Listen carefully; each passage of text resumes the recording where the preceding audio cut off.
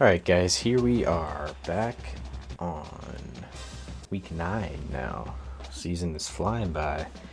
We are 4-2, so we're 2 games away from making a bowl game, from being bowl eligible. At least being bowl eligible, we'll see.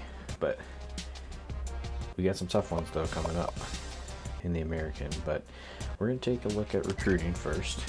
I did run the suspension or the integrity workbook, and I'm pleased to say we had no suspensions for the second straight week. So actually it might have been third straight week, so that's good. Let's see what happened. We do have some news. We have some boys, some young men that have signed with these Carolina Pirates. Yes, we signed our first recruits under Coach Falk III's first recruiting class. We have tight end out of Fort Bragg, North Carolina, DeMarcus Cannon. Right now he's a 58 overall, and that means we get to scout him too. But I'm gonna wait till hopefully I can get up to that third level of scouting where I can scout him 100%. Sean Burnett, he's a Pirate. Zach Hill, no doubt in his mind he wanted to be a Pirate. 2-star out of Fayetteville, North Carolina. So all the guys are North Carolina guys, but that's fine. We'll eventually get there. So obviously we have more money to spend. Now, I'm not able to add any more guys because I can only sign 2 more than the seniors leaving. So the fact that I signed those guys doesn't mean I can add more, but we can up these bonuses, and we're gonna up it for my son.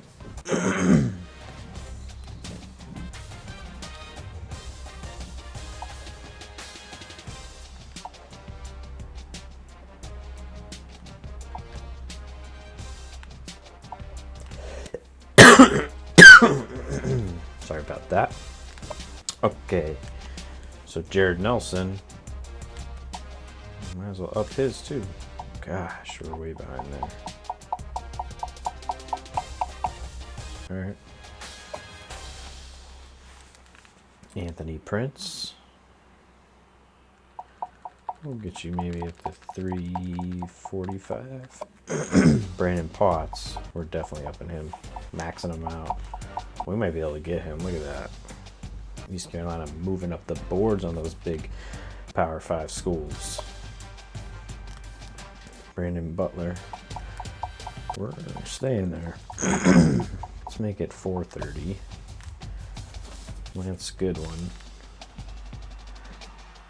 See, I just want to be able to get into these battles just in case. So I think we gotta offer him a scholarship. And I feel like we should offer one more scholarship here. Yeah, we can wait one more week for that. Stanford, we already offered him a scholarship, but we'll up his points. Let's go 395. Lamar Swain. They said we're in a, I think, I don't know. I thought they said we're in a battle. Dan Moss, we're definitely in a battle here. We can't do anything more. But I'm pretty sure there's some guys visiting this week. Oh yeah, Victor Young's coming.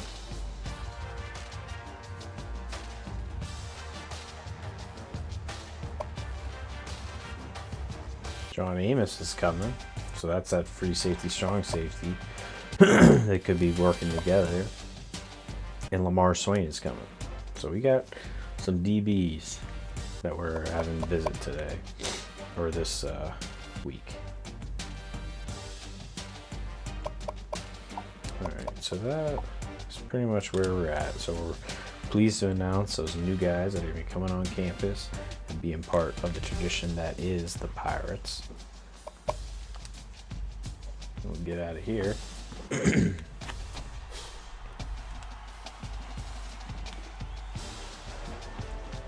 take a look at the weekly stories for week 9. And then we're gonna get ready and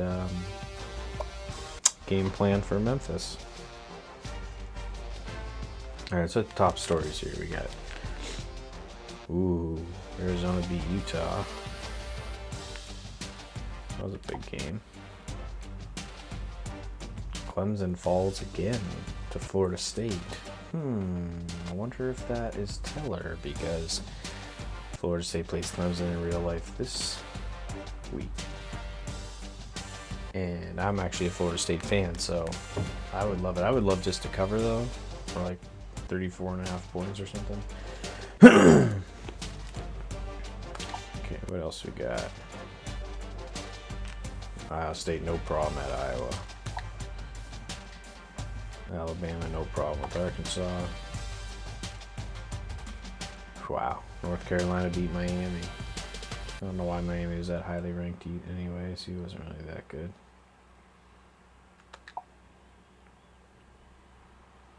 Number 3, Florida. Missouri all over them. I think we're in a battle with one of the kids for with Missouri, and that's probably why they're smoking us. Okay, we got Northwestern and Iowa coming up this weekend. Battle 2 ranked. Houston's number 9. That team that killed us earlier in the year. American. Good for them, though. Let's get some pride for American. As long as we're not playing them right now, I can root for the conference. Let's take a look at the conference standings. We haven't taken a look at that lately. Alright, so the American East. We have Cincinnati at 3-1 in the conference. East Carolina, 2-1. Temple 2-1. UCF 2-1. USF 2-2. And Connecticut 1-2. We have not played any of those teams in the American yet. So they're all coming, and this conference is wide open. So we definitely still have a great chance at getting into the conference championship. The American West, Houston, we lost to them. Wow, they're only giving up 77 points allowed. SMU, we beat them. Tulane, we didn't play them. Memphis, we play this week. And then Navy, we play. Or we already beat. So, right now, I wonder why we play so many teams out of this American West when we're in the East. I don't know. I don't know how they do their conference scheduling.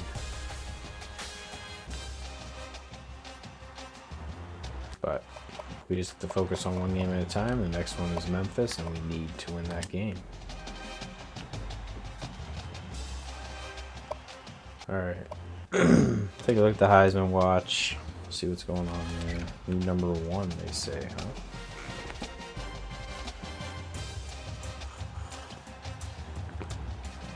Brian Harrion, the halfback that took over for DeAndre Swift, who had a pretty bad injury during the year. Zach Moss. Okay, losing effort. Roundtree. He just had that big game against Florida and upset. Verdell and Travis Etienne smoked his way. They're all halfbacks. Not one quarterback anymore. See what this league is turning into this year. Okay.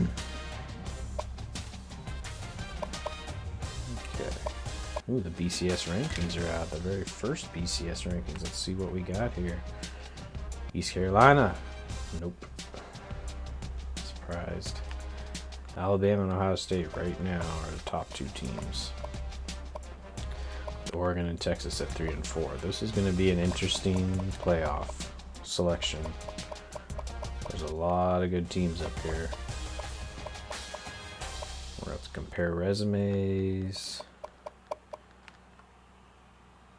Conference championships. There's still a lot to settle before we get into that. Okay. Now, let's go in and let's check out the Memphis Tigers. See what we gotta worry about coming up. You know what? Actually, I'm gonna check what the coach does first so I know what kind of offense and defense they run before I analyze their depth chart.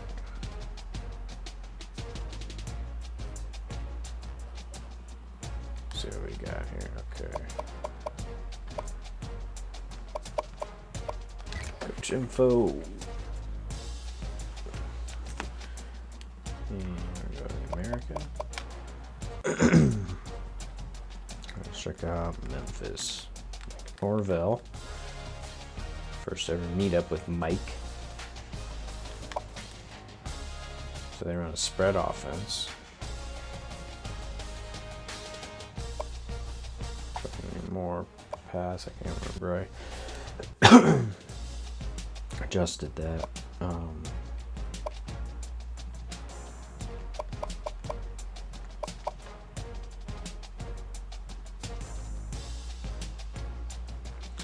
Okay, and then 4-3 multiples. So we're gonna have some different looks there, but for the most part, 4-3 and a spread offense.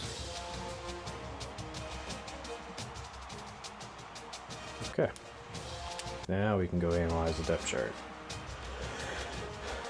Now that we know what kind of offense they're going to be running and defense they're going to be running.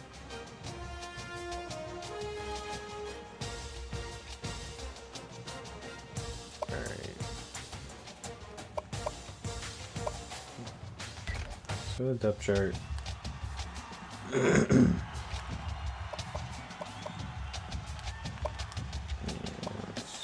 Go to Memphis. Oh, which way will be easier? They're about right in the middle.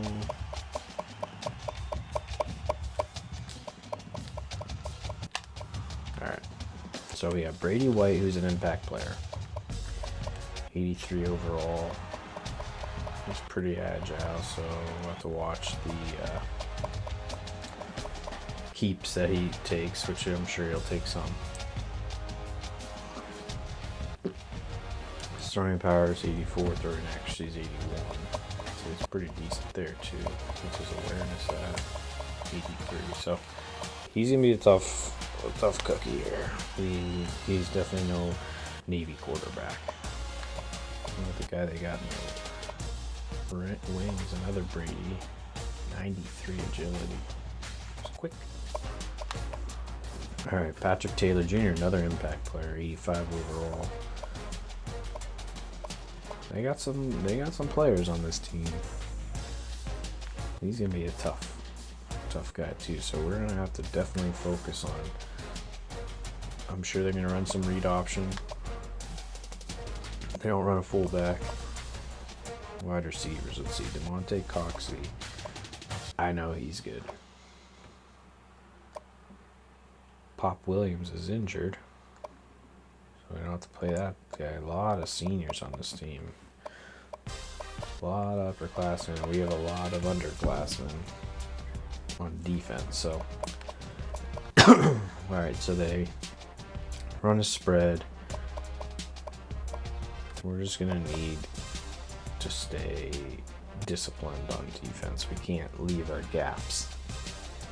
We're probably not going to run a lot of different blitzes. Or maybe stay on, maybe do a lot of man unders, whether it be cover 1, cover 2,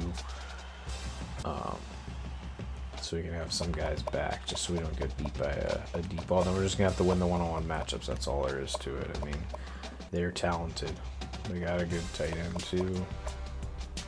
A couple good tight ends.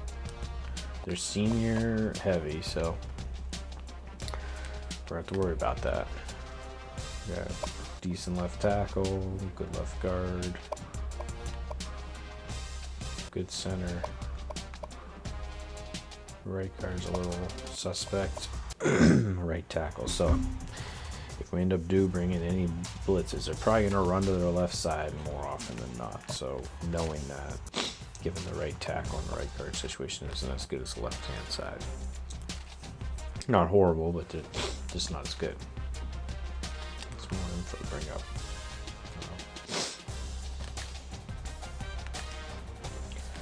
All right. Now defensively, they run a 4-3, so Jonathan Wilson, we're going to see him. And our left tackle has been struggling. He's got to go against Bryce Huff. So we're going to have to do quick passes on offense because I don't see us getting many of these balls out and having a lot of time. Probably limited play action. I'm not even messing with it. Because by the time we run that out, these guys are probably going to beat out the tackles and get into us. So we're going to run. And we'll run some screens. Maybe we'll introduce more of a screen game to try to neutralize their pass rush. So I think quick passes and screens we're going to try to implement. Then we got Austin Hall, who's an impact player on the linebacker situation. Tim Hart's a starter, and J.J. Russell. So their defense is pretty good too. Their front seven is going to be decent. Trying to find a weakness, and it's tough. But TJ Carter is an impact player. Let's throw away from him because Broussard and Jacoby Francis in the slot aren't that great. Let's see what their man and zone coverage skills are. 83, 82, 76, 79. Press. So TJ Carter is very good. So we'll try to avoid throwing at him if we can. And John Broussard, we'll try to target him, whoever's on him. Free safety, okay. Nothing crazy. Strong safety. Once again, overall they got a very good team. I mean, they're just decent all around. They got a good kicker, decent punter.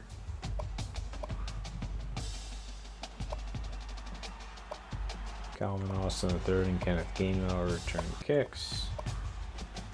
Pop Williams was returning a punt, but he's injured, so we only have two guys injured. Nolan Johnson's probable, and of course Darius Penix Jr., which we have granted medical red shirt, so he will be coming back next year as a sophomore red shirt.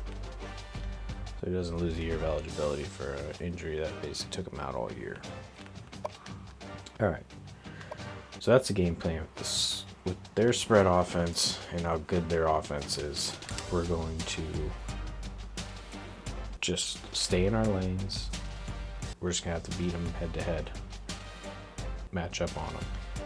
And then we're going to try to run more man 1 and 2 under so we can stay there and just stay conservative. And have some guys looking back at the quarterback.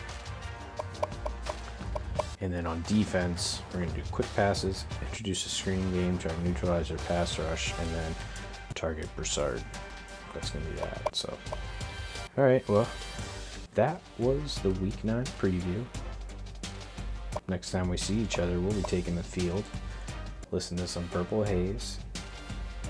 The kids are all dressed in their purple and gold on the Friday before the game, and we'll do the pirate walk and we'll get ready to kick some Tiger ass. See you next time.